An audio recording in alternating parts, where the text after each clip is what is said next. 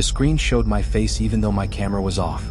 The title at the top of the live stream read in bright red letters, "Latest creepypasta uploads you need to know in 2025, do not watch alone." The chat was going wild. I heard the old apartment heater stop humming, and the air went cold like a freezer door had opened. I moved my mouse but the cursor didn't move. A progress bar crawled forward by itself.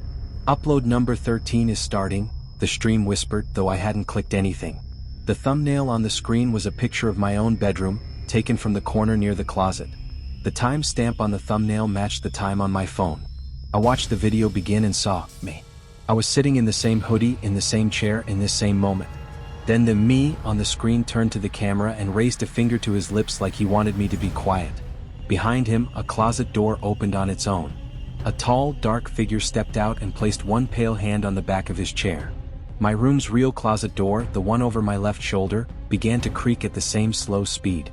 12 knocks hit my front door, one after another, steady as a heartbeat. I didn't even get up. I couldn't.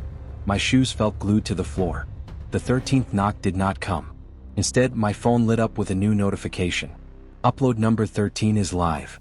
The chat typed the same message in a long, endless wave, like everybody had become one voice.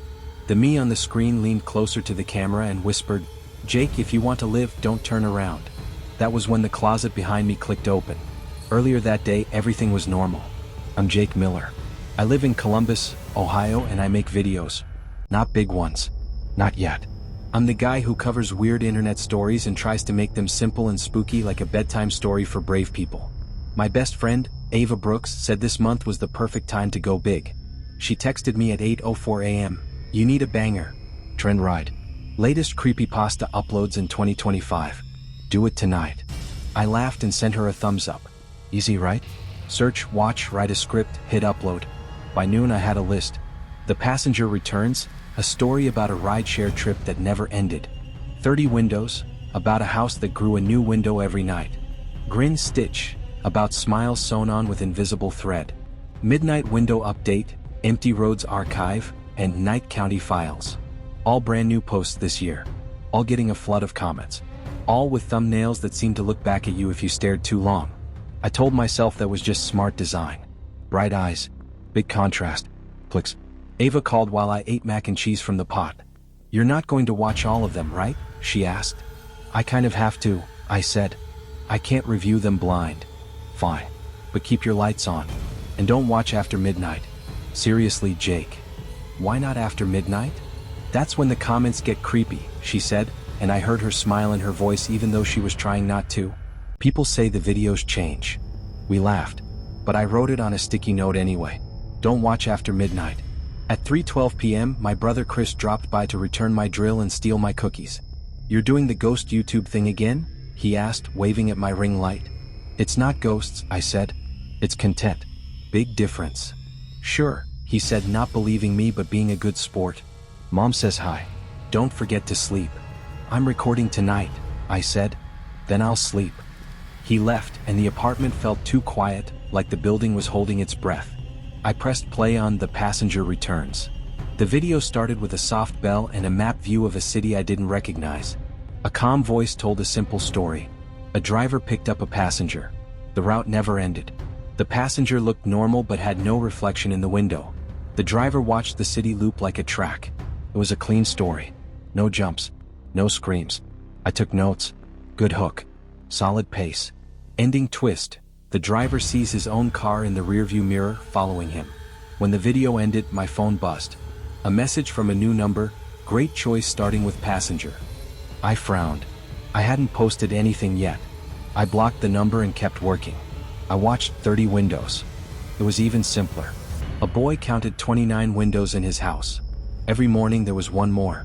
On the day there were 30, he saw a face in the new glass, and it was his, but older and sad. Comments scrolled under the video like rain. "Count yours." I got 31. "Open your curtains now." I looked at my own window. I only had 3. I looked away. I kept notes. Calm tone. Soft voice. No gore. Just dread. Perfect for my channel. At 6:30 p.m., Ava sent me a voice note. "Jake, people are saying there's a list. A playlist. It updates itself every time a new creepypasta goes live this year. Like a best of feed, but it knows who you are. It even changes the order so the next video fits you. That's not how playlists work, I said. I know, she said. But check it anyway. Search, latest creepypasta uploads you need to know in 2025. I typed it in. There it was. Then my screen changed without me touching it. The playlist reordered itself. Only underscore uploads moved to the top. The title under it changed in slow, crawling letters, like it was being typed by someone who wanted me to watch each letter arrive. Upload number 13, Jake Miller, Live. It wasn't clickable yet. It was grayed out. My mouse snapped to hover over it like a magnet had pulled it there. The clock on my wall ticked. 11:57 p.m. Ava called. I answered on speaker. Don't stay on after midnight, she said. Her voice sounded small, like she was far away. I'm serious. I'm almost done, I said. 2 minutes. Jake, my playlist says 13, she said. It won't let me leave the page. That's not funny, I said. I'm not joking, she whispered. It's showing your room. I turned my camera off and looked into the black screen. I could see my own face in the reflection. Behind me, the closet door was closed. I told myself again that everything was normal. I told myself again that I had turned the camera off.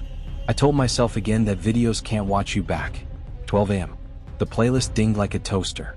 Upload number 13 went from gray to red. The thumbnail updated to show my chair from the closet corner. My chat began to type the same line over and over. We can see you. The apartment went silent. Not quiet. Silent. No street sounds. No neighbor TV. No pipes. No wind. It felt like the whole city had put its ear to my door. I tried to click away. My mouse did not listen. The video opened. It showed me. Same hoodie. Same coffee mug. Same little chip in the desk. The me on the screen looked into the lens and lifted one finger to his lips as if to say. I heard 12 knocks on my front door, slow and steady, and I counted them without meaning to. 1, 2, 3. When the 12th knock stopped, a new notification slid across my phone. Upload number 13 is live. The me on the screen turned his head toward the closet. In my real room, a soft click came from behind me like a latch letting go. The door began to open by itself, creaking a little, the exact sound I had always meant to fix but never did. I did not turn around. I didn't have to. A cool gust touched the back of my neck, and the chat filled with one word, thousands of times, like a wave breaking, run. The closet door swung wider, and a pale hand reached out into the room carpet. If a car offers you a ride, do not accept. If your phone starts a trip, throw it away. I looked at the hall carpet. It was beige and ugly and safe. I looked at my phone. The battery icon flickered. The chat on my stream scrolled by faster and faster. Don't get in, it said. Don't get in. Don't. The words stacked until they were a blur. We pushed out of the stairwell onto the hall again. The elevator doors were open now all the way. Headlights glowed inside the elevator like the sun coming up too fast. A low engine noise rolled out and made the carpet tremble. The smell of cold pennies turned into warm motor oil. A rideshare sticker glimmered on a windshield that should not have been there. The rear door clicked open by itself. There was no driver in the front seat. The driver's mirror showed nothing at all. The little screen where the map should be showed a bright line that looped around my block and around the next and around the city like a snake eating its tail. My phone vibrated in my hand. A rideshare app one didn't recognize opened on its own. Only underscore uploads will pick you up, it said. Passenger, J. The rest of my name filled in by itself, letter by letter. My thumb hovered over decline, but the button slid away from me like it was on ice. The app accepted the ride. Trip started, midnight. I hadn't moved. I hadn't gotten in. The number ticked to 001, 002, counting time I hadn't lived yet. Ava grabbed my wrist. Don't step off the carpet, she said like the video. Look. She pointed with her chin. Where the elevator met the hallway, the beige rug ended. Beyond it, where there should have been linoleum and a service panel, there was blacktop. A single white line ran down it and it slid past like a treadmill. The hall was a dock. The road was a river.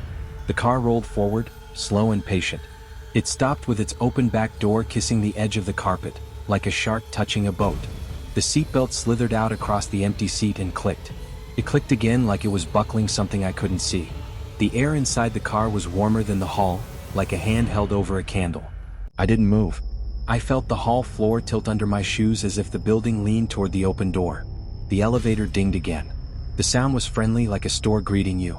The radio inside the car turned on by itself and whispered a soft voice that matched the voice from The Passenger Returns. "We'll take you home," it said. The word home stretched like rubber. Ava pressed her back to the wall, heels digging into the carpet. "We could go back to your apartment," she said. "We could close the door and wait until morning." I looked at my door. It was only 20 feet away. The number above it said 13, but the peephole was my peephole. I knew the tiny scratch next to the knob. I knew the crooked way the bottom swelled when it rained. My chat flooded my screen with new warnings. "Don't re-enter," someone typed. "Rule number 4, if you leave and return you aren't you anymore." Another replied, "That rule is for a different story." A third said, "Who told you that rule?" The car's interior light blinked once, twice, like it was getting bored. The map screen on the dashboard zoomed in and showed a red dot where I stood. The red dot pulsed, waiting. My phone vibrated again. A new line appeared on the playlist below, upload number 13. Upload number 14, Ava Brooks, pending. The thumbnail was a live shot of the hallway from the elevator's angle. It showed Ava and me pressed to the wall, faces pale, hands clenched. The time stamp matched the time on my phone.